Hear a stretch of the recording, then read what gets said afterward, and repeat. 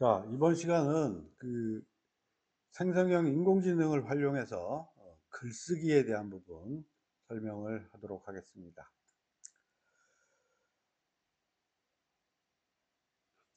자, 먼저 우리가 이제 일반적인 글쓰기라고 하면 사람들이 본인의 이제 생각이나 감정이나 아이디어나 뭐 이런 것들을 결국 우리 사람이 쓰는 자연어에 문자로서 뭔가 표현하는 이런 행위가 되겠죠. 그래서 이제 이 글에 대해서는 굉장히 많은 어떤 종류들이 있고 또 많은 뭐 형식들이 존재를 하고 있습니다. 자, 그러면 이제 1인 글쓰기를 할 때 구성 요소를 한번 잠깐 좀 보도록 보면, 먼저 이제 글을 쓴다라고 하면 어쨌든 주제가 있어야 되겠죠. 그래서 주제를 정해야 되는 부분이 있고, 그다음에 이 글을 썼을 때 이제 목적이 있어야 됩니다. 왜 쓰는지 어떤 목적들이 있어야 되고, 그다음에 쓰는 이 글에 대해서 대상 독자가 누군지, 누가 이 글을 읽을 것인지에 대해서 파악도 해야 되고요. 그다음에 알고 쓰고자 하는 그 글의 주제를 가지고 이제 어떻게 이제 이 아이디어로 발전을 시킬 건지라고 하는 그런 아이디어에 대한 부분도 존재를 하겠죠. 그리고 특히 이제 글에 있어서 제일 중요한 게 이제 구조가 되겠죠. 그래서 보통 통상적으로 우리가 글이라고 하면 좀 서론, 본론, 결론 이와 같은 순으로 구조화를 잡아서 하는 게 이제 좀 논문이라든지 뭐 이런 쪽에서는 굉장히 일반적으로 구조화가 되어 있습니다. 물론 이런 구조에 대한 부분들은 그 글의 어떤 종류에 따라서 굉장히 다양하게 바뀔 수 있는 부분이라고 생각을 해요. 그 다음에 언어와 또 문체에 대한 부분이 있겠죠. 그 다음에 뭐 논문이라든지, 그 다음에 뭐 소설이라든지, 이런 종류에 따라서 쓰는 문체에 대한 부분들이 당연히 달라지는 부분이니까 이런 부분도 구성 요소로 볼 수가 있겠습니다. 자, 그리고 이제 글을 쓰면 뭐 수정 및 교정도 하고요. 그 다음에 피드백도 받아야 되고 검토도 하고 하는 이런 부분들이 종합적으로 글쓰기의 구성 요소라고 이야기할 수 있겠습니다. 자, 그러면 이제 우리가 글쓰기를 할 때 단계가 있겠죠. 그냥 처음부터 바로 글을 막 써내려가는, 물론 이제 간단한 일기라든지 그런 것들은 바로 글을 수 있겠지만, 통상적으로 우리가 글을 쓴다라고 이야기를 하면 어떤 단계가 있다라고 하는 것이죠. 그래서 기본적인 단계를 한번 보면, 일단 첫 번째는 주제, 어떤 글을 쓸 거냐라고 하는 그 글의 주제가 돼야 되고, 대상 독자도 파악하고 아이디어 발전도 시켜야 되고, 그 다음에 전체적인 이제 개요에 대한 부분을 먼저 잡겠죠. 그러고 나서 초안을 작성하고 수정 및 교정을 하고 피드백 수용하고 검토하고, 책이라면 출판도 하고, 만약에 이제 어디서 제출할 때가 있으면 제출도 하는 이런 과정을 거쳐서, 이런 단계를 거쳐서 글을 쓰게 됩니다. 자, 그렇다면 이 생성형 AI를 활용해서 우리가 글쓰기를 한다면 도대체 어떻게 글을 쓰는 것이냐라고 하는 부분들을 제가 이제 챗GPT, 코파일럿, 리튼 세 개에다가 이제 각각 물어봤습니다. 물어봐서 생성형 인공지능들이 답변을 하는 이런 내용들을 한번 정리를 해봤어요. 자, 그러면 우선 챗GPT 내용들을 보면 전체적인 단계라든지 이런 부분들은 일반적인 글쓰기 단계와 대동소이하게 가고요. 대신 이 글쓰기를 진행함에 있어서 GPT를 처음부터 끝까지 쭉 활용한다라는 것이죠. GPT한테 글을 쓰게도 만들고, 그 다음에 필요한 정보가 필요하면 정보도 얻고, 수정 요청도 해달라고 하고, 뭐 검토도 받고 하는 이런 부분들을 이런 부분으로 GPT를 활용할 수 있다라고 답변을 하고 있습니다. 자, 다음은 이제 코파일럿한테 또 이렇게 물어봤더니, 코파일럿은 조금 이제 단순하게 이야기를 하고 있어요. 근데 이제 크게 맥락상에는 뭐 대동소이하다라고 보여지는데, 어쨌든 주제를 정하고 그다음에 톤과 형식을 정하라. 그러니까 어떤 글을 쓸 거냐. 그다음에 초안 작성하고 내용 추가 수정. 그다음에 문법 및 스타일 체크, 최종 검토 및 완성이라고 하는 좀 단순한 방법으로 이렇게 설명을 하고 있습니다. 자, 다음은 이제 우리나라 그 생성형 인공지능 지금 많이들 쓰시는 리튼을 보면, 이것도 보면 주제 선정하고 개요 작성하고 자료 조사하고 초안 작성, 그 다음에 내용 수정 및 보강, 최종 검토, 제출 및 피드백 수정, 수집. 자, 그래서 세 개의 물어본 결과들은 전부 다 유사해요. 단계나 이런 절차에 대한 부분들, 무엇을 해야 되는지는 대부분 유사하다라고 보여집니다. 자, 그렇다면 일반적으로 우리가 글쓰기 한다라는 것과 어떤 생성형 인공지능을 활용해서 글쓰기 한다라는 것은 무슨 차이가 있느냐? 자, 그럼 차이를 제가 이제 표로 비교를 해봤는데, 결국 인공지능을 활용하지 않는다라는 얘기는 결국은 내가 처음부터 끝까지 전부 다 처음서부터 끝까지 완성할 때까지 나 혼자서 다 이 모든 일을 해야 한다라고 하는 부분이 되겠고요. 대신 이제 GPT와 같은 생성형 인공지능을 활용해서 글쓰기 한다라는 것은 거의 그 생성형 인공지능을 나의 공동 저자 또는 뭐 조수 또는 또 선생님, 이런 형태대로 마음대로 활용을 하면서 이렇게 글쓰기를 할 수 있다라고 하는 부분이 차이점이라고 이야기할 수 있겠습니다. 자, 그러면 제가 이제 한번 물어봤어요. 자, 글쓰기를 하려고 하는데 프롬프트를 잘 사용하고 싶다. 자, 그렇다면 어떤 기본적인 프롬프트 작성 방법 딱 세 가지를 한번, 가장 핵심적인 내용을 한번 대답을 해달라고 했어요. 그래서 답변이 계속 우리가 할 때마다 생성형 인공지능은 답변이 틀리니까 요렇게 답변, 요렇게 답변, 요렇게 답변, 이런 답변들이 나왔습니다. 그래서 이제 종합해서 한번 정리를 해보면 이렇게 세 가지가 크게 있더라고요. 그래서 첫 번째는 일단 맥락, 컨텍스트. 그러니까 결국은 이 글을 쓰는 데 있어서 주제가 무엇이고 독자는 누구고 이 글을 쓰게 된 배경 및 필요성, 그 다음에 이 글을 쓰는 목적, 내용에 대한 이 내용들을 명확하게 인공지능한테 제공을 해줘야 된다라고 하는 게 이제 첫 번째로 중요한 부분이고요. 그러니까 제공이 되도록 결국 이제 프롬프트 문들을 작성을 해서 써야 되는 것이죠. 자, 그 다음에 두 번째는 뭐냐면, 자, 원하는 정보나 또는 내용들을 구체적으로 요청을 해야 된다는 것입니다. 그래서 우리가 프롬프트 문을 다 사용하시면서 다들 느끼지만 대충 계략적으로 물어보면 답도 계략적으로 나오게 돼 있어요. 그래서 우리가 구체적으로 무엇을 해달라고 하는 요청사항이 구체적이면 그 구체적인 답변이 나온다라고 하는 부분이 되겠습니다. 자, 근데 이게 조금 특성상 또 이런 부분도 우리가 고려를 해야 되는데, 어, 한 번에 시켜서 내가 원하는 대로 그런 결과 자체가 딱 나오지는 않는다라는 거죠, 글이. 그래서 이것도 프롬프트를 단계별로 차근차근 이 단계를 맞춰서 진행을 해 가면서 구체화를 해야 된다. 이 부분들이 프롬프트를 잘 쓰는 두 번째 방법이 되겠습니다. 자, 그 다음에 이제 세 번째는 원하는 응답 형태를 제시를 해 주는 겁니다. 그래서 자, 이렇게 내용을 줄 때 어떤 형식과 그 다음에 어떤 제한 조건을 가지고 이렇게 응답을 해달라라고 하는 응답 형태에 대한 부분도 명확하게 주는 것이 필요하겠습니다. 그래서 지금 이야기한 요 세 가지의 중심적으로 해서 프롬프트 문을 작성을 하는 것이 글을 잘 쓸 수 있는 이런 방법이다라고 이야기할 수 있겠습니다. 자, 그러면 이제 생성형 인공지능을 활용해서 글쓰기를 할 때 어떤 단계를 거치는지 한번 설명을 하도록 하겠습니다. 자, 전체적으로 보면 맨 처음에 이제 그 AI의 페르소나를 설정해 줘야죠.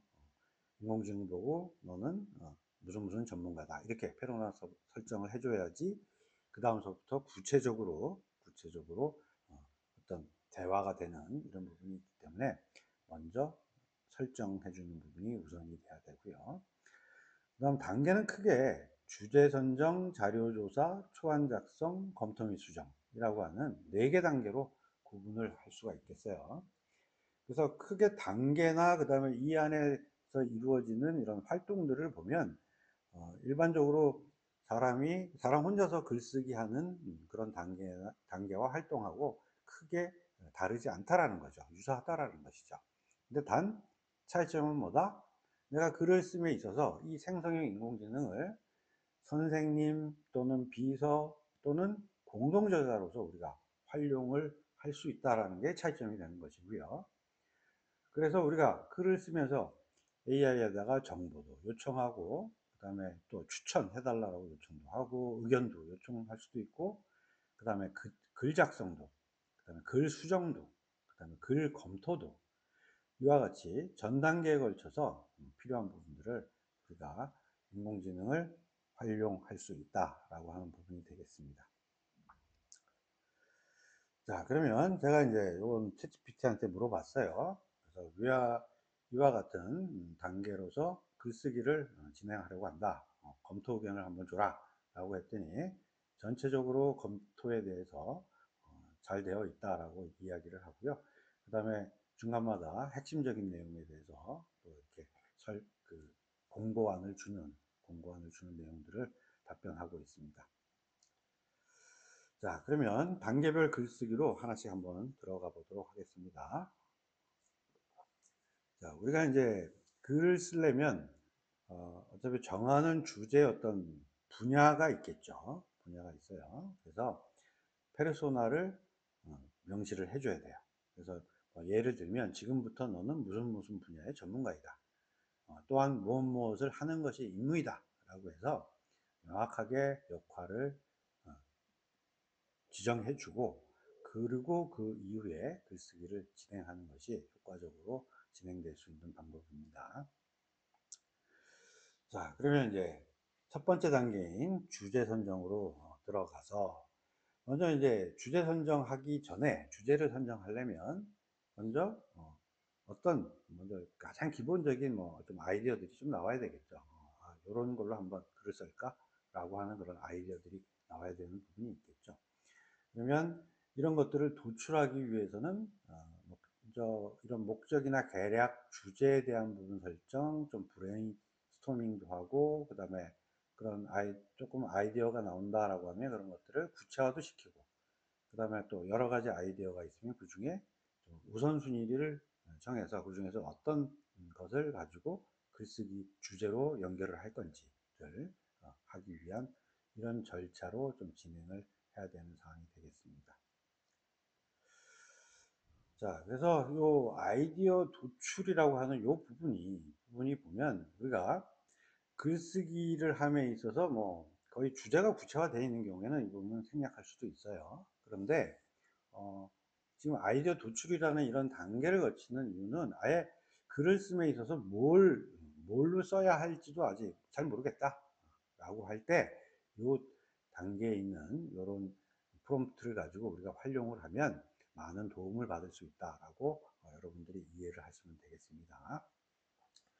자, 그래서 뭐 물어볼 얘기들이 어떤 주제에 대해서 생각할 수 있는 뭐 다양한 접근 방식 또는 어떤 독자를 위한 주제가 무엇이 있는지 한번 제안해 봐라. 이런 것으로 내가 참조를 할 수 있는 아이디어를 찾을 수 있고요.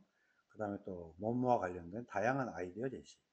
그 다음에 이런 아이디어가 나오면 또 구체적으로 한번 설명해 줘라. 이게 무슨 소리인지. 또는 발전시킬 수 있는 방안은 없니? 뭐 이런 것들 물어볼 수도 있고요. 그 다음에 또 이런 여러 가지 아이디어가 나왔다면 그 중에서 인공지능이 가장 적합하다고 생각하는 게 뭐냐? 그런 것도 평가 한번 해봐라. 또는 어떻게 접근하는 게 더 효과적이냐? 추천해봐라. 라는 다양한 이런 프롬프트 문을 통해서 글쓰기의 주제를 결정하기 위한 아이디어를 도출할 수 있다라고 하는 것입니다. 자, 그러면 어느 정도 이제 계략적으로 이런 주제로 써야겠다라고 하는 부분이 이제 계략적으로 이제 잡혔어요. 자, 그러면 여기서 이제 해야 될 것은 결국 뭐 후보가 여러 개 있다면 이제 후보들을 한번 검토를 해야 되겠죠. 그리고 그걸 가지고 결국은 이제 주제를 결정해야 되는 거예요. 주제를. 그래서 글쓰기에 나는 주제는 요걸로 할 거야 라고 정해야 되는 부분이고요. 그 다음에 주제를 정했다라고 하면 그 주제에 대해서 이제 초기 개요, 아주 계략적인 개요를 먼저 잡아서 이제 가닥을 잡는 거죠. 그냥 핵심적인 내용을 뭘로 할까를 잡는 이런 행위가 주제 선정 및 개요라고 하는 절차에서 이루어져야 됩니다. 자, 그러면 또 이렇게 하기 위해서 우리가 할 수 있는 부분들을 보면 몇 가지 부분들을 보도록 합시다. 자, 근데 우선 이런 주제 후보를 검토하는 이런 부분들은 뭐 모든 글쓰기를 할 때 다 필요한 것은 아니에요. 뭐 예를 들면 블로그라든지 메일이라든지 뭐 우리가 간단한 글쓰기를 한다면 굳이 뭐 주제 후보를 검토하고 할 경우가 없겠죠. 하지만 여기에 반해서 이제 논문이라든지 그냥 뭐 석사학위 논문, 뭐 박사학위 논문 이런 경우에는 실제 그 작성하는 그런 사람들이 굉장히 많이 이 주제를 선정하는 데 있어서 굉장히 많은 시간과 많은 고민들을 해요. 자, 그래서 그럴 때 자기가 여러 개의 주제 후보를 놓고 많이 검토들을 합니다. 많이 검토들을 하고 그러고 나서 선정을 하게 되거든요. 그래서 그런 경우에는 이런 단계들이 좀 필요한 부분이 되겠습니다. 그래서 뭐 이런 주제들이 쭉 나오면 이런 것들을 한번 검토 한번 해봐라. 검토를 해달라라고 하는 프롬프트를 통해서 계속 의견을 의견들을 내주면 그걸 갖고 본인이 좀 검토할 수 있는 이런 내용이 되겠습니다. 자, 그러면 어쨌든 이런 주제들이 이제 결정이 됐어요. 그러면 주제가 딱 결정이 되면 그 주제에 대해서 설명을 뭐 한 200자 이내로 한번 작성해 줘. 몇 자 이내로 간략하게 이 주제가 무엇인지를 한번 정해야 되니까 작성해 줘라고 하는 프롬프트를 쓸 수가 있고요. 자, 그 다음에 이 주제에 대해서 이제 큰 틀에 대한 부분을 잡아야 돼요. 그래서 그걸 초기 개요라고 이야기할 수 있을 텐데, 이 초기 개요에 대한 부분들을 실제 또 작성을 하는 이런 행위들을 여기서 진행을 해야 됩니다. 물론 여기서도 인공지능의 도움을 받을 수 있는 부분입니다. 자, 그러면 이제 주제를 정했고요. 그 다음에 계략적으로 어떻게 이 글의 내용을 담겠다라는 것을 정했습니다. 그러면 그 안에 들어가야 될 핵심적인 그 내용에 대해서 좀 더 조사를 해야 될 필요성들이 있다라는 것이죠. 물론 이 자료 조사에 대한 부분도 우리가 그냥 뭐 블로그 글이라든지 이런 것들은 내가 알고 있는 바를 가지고 작성을 할 수 있는 부분이니까 이 자료 조사를 생략할 수도 있어요. 근데 하지만 이제 논문이라든지 뭐 아니면 또 책을 쓴다든지 이렇게 좀 굉장히 큰 일 형태의 어떤 글쓰기를 진행을 하는 경우에는 이런 자료 조사에 대한 부분들이 꼭 이제 같이 필요한 부분이 되겠습니다. 자, 그래서 이 주제와 관련된 뭐 배경 정보나 최신 동향, 핵심 동향 등 필요한 자료들을 조사를 하게 되겠죠. 그래서 조사 방법은 어떤 생성형 AI 챗봇, 뭐 챗GPT도 있을 것이고, 코파일럿도 있을 것이고, 퍼플렉시티 AI도 있을 것인데, 이런 것들을 활용을 해서 조사를 하면 효율적으로 진행을 할 수가 있습니다. 자, 그런데 이제 요 인공지능들이 뭐 학습되지 않은 내용만 제공을 하는 경우도 있어요. 학습되지 않은 내용은 제공하지 못하는 경우도 있어요. 그러면 또 인터넷에서 검색을 한다든지 이런 내용들을 추가를 해야 되고, 그렇다면 또 검색 엔진을 통해서도 또 조사를 해야 되겠죠. 자, 그래서 팁을 하나 좀 말씀드리자면, 보통 그 생성형 인공지능이 학습된 정보의 답변 플러스 인터넷 검색이 같이 되는 형태로 자료 조사를 하면 가장 효율적이겠죠. 그런데 챗 GPT 같은 경우에는 이제 좀 유료 사용자면 좀 이 부분이 충분히 쓸 수 있는데, 아무래도 무료 사용자인 경우에는 많이 좀 제한이 돼요.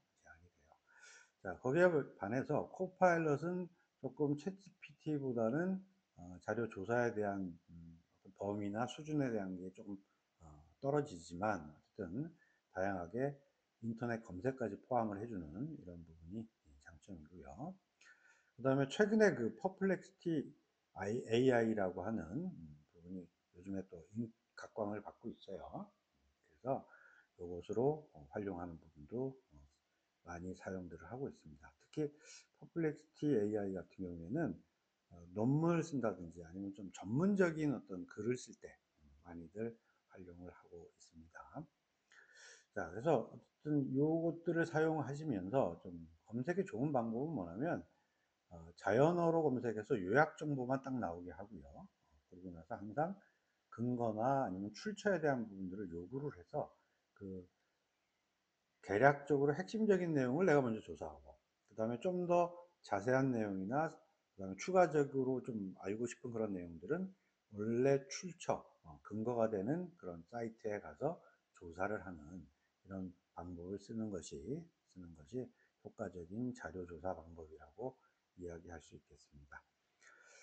자, 그래서 퍼플렉시티 AI는 여기 지금 제가 링크를 걸어놨는데 한번 들어가서 한번 보도록 하죠. 자, 퍼플렉스 AI는 뭐 이렇게 거의 비슷하게 들어가 있고요. 그 다음에 로그인하실 때는 구글 아이디 갖고도 충분히 구글 아이디로 로그인을 하시면 돼요. 예를 들면 생성형 AI, 생성형 AI 발전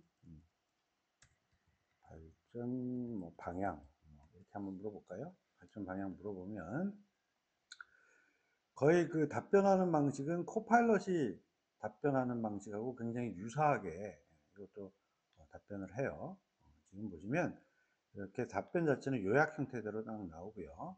그 다음에 요약 형태 나올 때마다 여기에 근거들이 각각 번호로 붙여서 이렇게 나오게 됩니다. 나오게 되고 그 내용들은 여기 소스들이 다 나오게 됩니다. 자, 그 다음에 요게 지금 퍼플렉시티 AI 같은 경우에는 지금 이벤트를 좀 하고 있는 것 같아요. 이벤트를 하고 있어서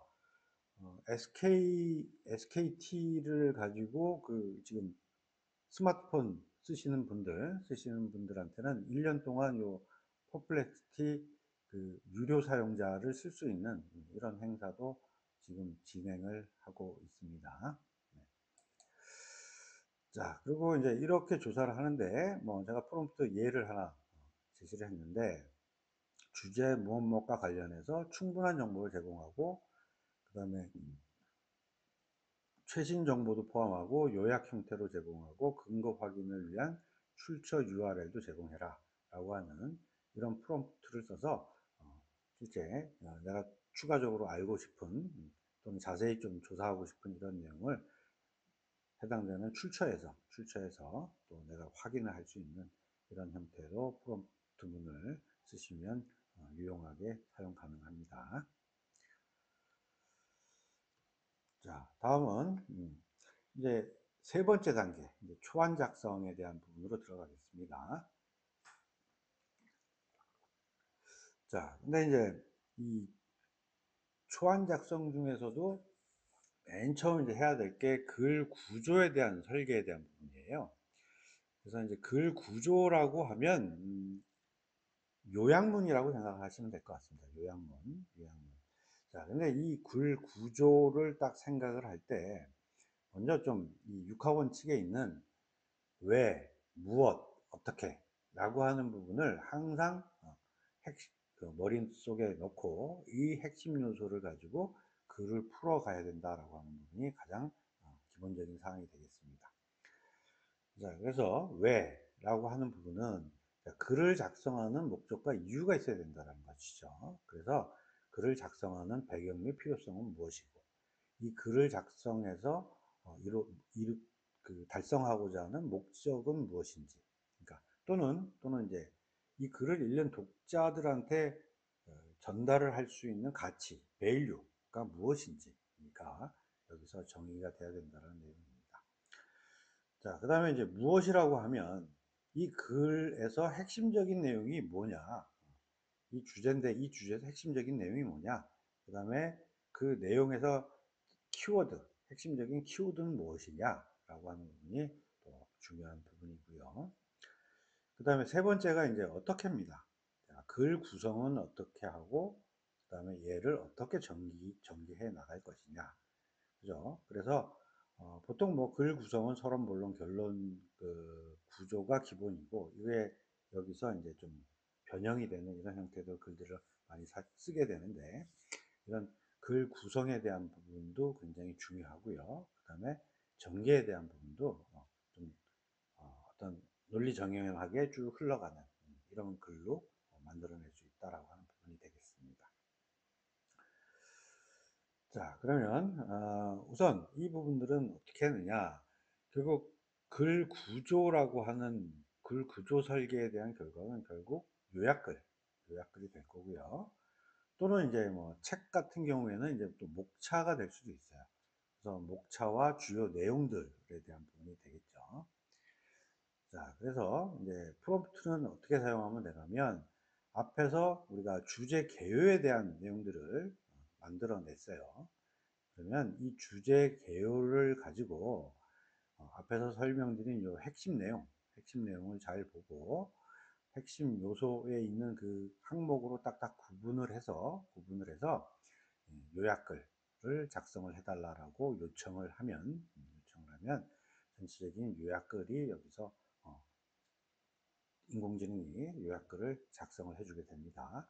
그 다음에 또 작성을 하면 거기서 끝나는 게 아니라 작성된 그것을 또 검토 및 개선 사항을 또 요청할 수 있고 그 결과에 따라서 또 반영할 수 있는 이런 과정이 되풀이 되겠습니다. 자, 그러면 이제 전체적인 글 구조, 요약글에 대한 부분들이 이제 만들어졌어요. 자, 만들어졌으면 이제 초안들을 작성을 할 텐데 우선 지금 설명드린 요 내용들은 기본적으로 서론, 본론, 결론 구조가 되어 있다라고 가정을 하고 제가 좀 설명을 하도록 하겠습니다. 자, 그러면 이제 맨 먼저 작성을 해야 되는 부분들은 본문 초안부터 이제 작성을 하겠죠. 자, 그러면 본문에 대한 내용도 벌써 요약글 본문의 내용들이 있어요. 그렇다면 거기에 이제 살을 붙여가는 형태대로, 그죠? 요약글에서 뼈대를 잡았으니까 그 뼈대 잡은 내용에다가 살을 붙이는 형태대로 이 본문들을 완성을 하면 됩니다. 그래서 이 본문에 대한 내용들이 만약에 그 분량이 적은 경우에는 이제 뭐 한 번에 본문 초안들을 작성을 해달라고 요청을 하고 보완하고 이런 작업이 가능하겠지만 뭐 책이라든지 아니면 굉장히 그 두꺼운 어떤 논문이라든지 이런 경우에는 동시에 작성을 하기에는 아직까지 제약사항이 많이 있습니다. 그래서 생성형 인공지능들이 답변을 해주는 양도 좀 제약이 있고요.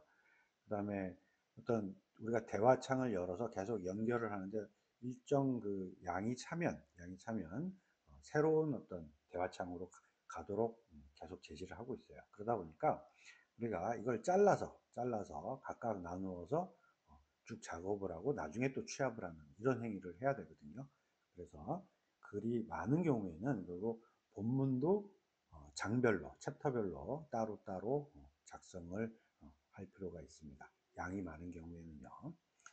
자, 그런 식으로 이제 본문 초안을 이제 작성을 하면 또 이제 검토 및 개선 사항을 요청하고 또 결과 반영을 할 수 있겠죠. 그래서 항상 이 인공지능을 활용한 글쓰기는 항상 아이디어를 얻고 내가 초안을 작성을 해달라 그러면 다시 내가 좀 수정을 하고 수정된 걸 다시 주고 수정된 내용에 대해서 검토해 달라고 그러고 또 검토된 거 또 반영하고 이런 식으로 계속 왔다 갔다 하면서 이렇게 보완을 해가는 이런 형태로 글을 써야 됩니다. 자, 그러면 이렇게 이제 본문이 완성이 되면 이어서 이제 초안에 대한 부분도 또 살을 붙여서 완성을 하고 또 결론에 대한 부분도 초안을 완성하는 이런 형태대로 진행이 되겠습니다. 자, 그 다음에 이렇게 이제 글을 쭉 쓰다 보면, 이렇게 쭉 계속 쓰다 보면, 계속, 이제 인공지능이 써준 부분도 있지만, 일부는 또 내가 들어가서, 사람이 직접 이제 고치는 부분도 있습니다. 고치고 또 보완하고 이런 부분이 있어요. 그런데 지금 현재 있는 글 중에서 글을 어 그냥 뭘 수정해 달라라고 있는 글을 그대로 주면 인공지능이 전체적으로 다 수정을 해 버려요. 그래서 내가 수정을 원하지 않는 부분이 존재를 할 수가 있습니다. 자, 그래서 그런 경우에는 우리가 수정해 달라고 글을 줄 때 수정이 필요한 부분은 어떤 특정 문자, 여기 지금 중괄호로 제가 표시를 해 놨는데 요건 얘입니다. 중괄호 형태대로 표시를 하고요. 요 중괄호 안의 내용을 어떻게 수정해 달라.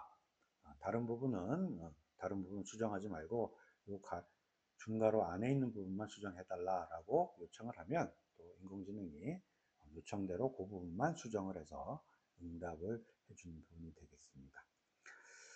자, 그러면 이렇게 다 수정까지 완료되면 지금 작성된 서론, 본론, 결론 등을 다 쭉 취합을 하겠죠. 그래서 쭉 취합을 해서 하나로 쭉 만들 거예요.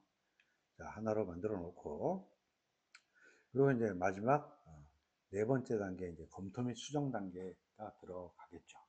그래서 전체적으로 쭉 서론, 본론, 결론이 쭉 해서 글들이 다 완성이 돼 있으니까 이 글에 있어서 이제 좀 검토가 이루어져야 되죠. 전체적으로 문장의 흐름, 논리적인 어떤 일관성, 문법 이런 것들을 한번 다 검토를 쭉 해봐야 됩니다. 그래서 이런 것들은 또 인공지능한테 이제 검토 및 개선 사항이 무엇인지를 요청하면 또 답을 알려줍니다. 그래서 또 뭐 반영하는 부분도 이 부분들 반영을 해달라라고 하면 또 반영을 해줄 수 있는 부분도 되고요. 그 다음에 아니면 반영은 사람이 직접 그 부분을 반영할 수도 있는 부분이 되겠습니다. 자, 그리고 최종적으로 글을 완성을 하고요. 자, 그 다음에 뭐 필요에 따라서 이거는 선택사항이 할 텐데 만약에 이미지가 필요하다라고 하면 프롬프트 문으로 어떤 이미지 같은 것들을 뭐 또 추가를 또 할 수 있겠죠. 물론 아직까지는 프롬프트 문으로 이미지 만드는 것들이 아직 완성도는 좀 떨어져서 아직까지는 좀 부족한 부분이 많이 있습니다. 하지만 현재 뭐 만들어 달라고 하면 뭐 이미지도 만들어 주고 있습니다.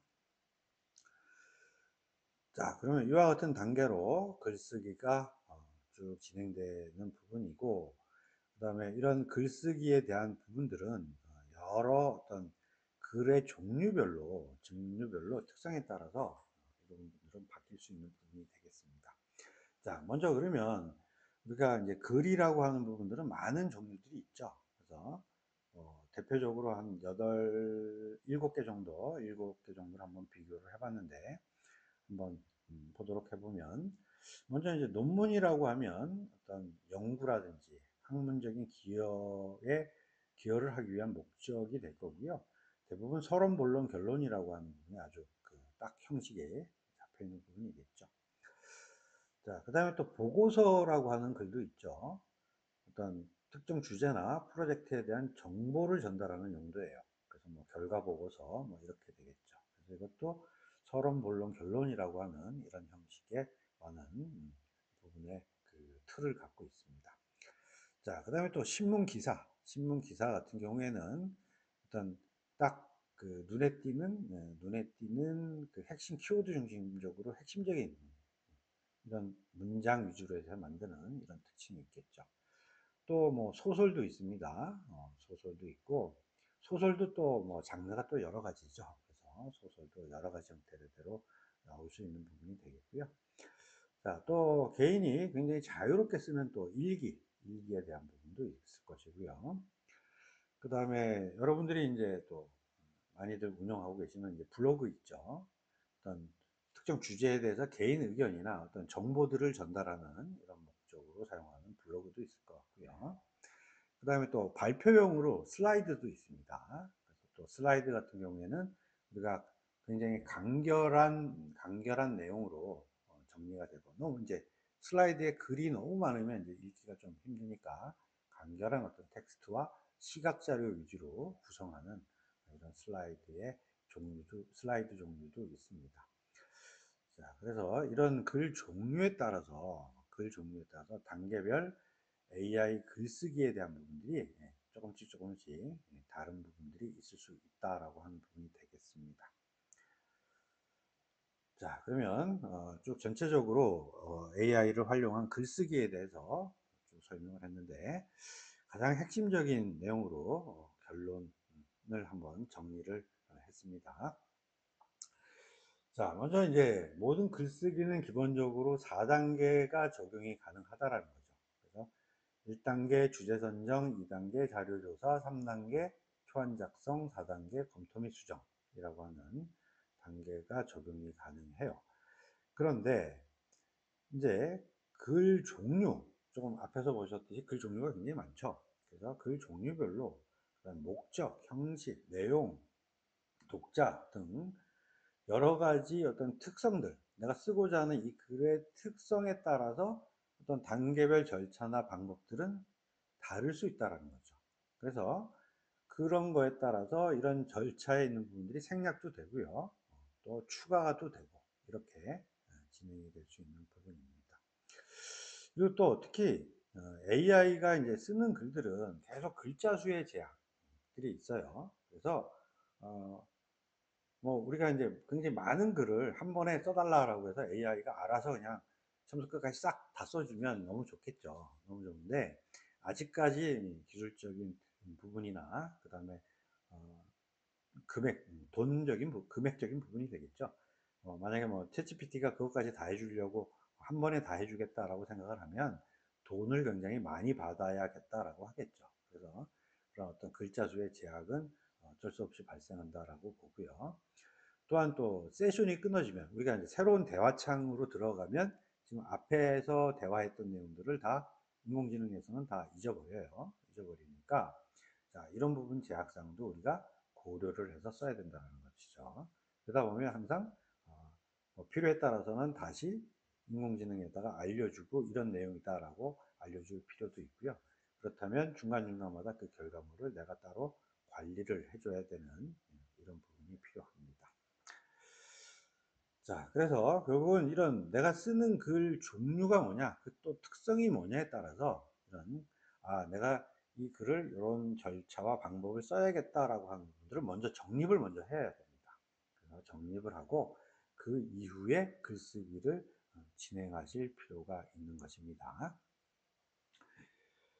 자, 그럼 이제 마지막으로 글쓰기를 할 때 이 생성형 AI를 어떻게 활용하는 게 좋으냐. 자, 제가 좀 전체적으로 테스트하면서 봤던 내용들을 한번 말씀을 드리도록 할게요. 자, 우선 글쓰기에서 딱 보면 챗GPT가 굉장히 좀 우수해요. 우수해요. 자, 근데 아무래도 무료로 쓸 때는 좀 제한 사항이 많이 있습니다. 제한 사항이 많이 있어요. 그런데 전체적으로 봤을 때 글 구조를 잡는, 전체적으로 요약문 형태대로 딱 틀을 잡고 하는 이런 부분들은 굉장히 챗GPT가 우수한 부분이 있어요. 그래서 이런 부분만 좀 잘 활용할 수 있는 부분도 여러분들이 한번 사용해 보시기 바라고, 자, 거기에 반해서 이제 코파일럿은 조금 떨어지지만 어쨌든 굉장히 우리한테 충분히 무료 사용자한테 충분히 쓸 수 있도록 많이들 좀 제공하는 그런 특성을 가지고 있습니다. 자, 그다음에 이제 자료 조사를 한다면 퍼플렉스티 AI가 굉장히 전문적인 자료로 제공을 받고요.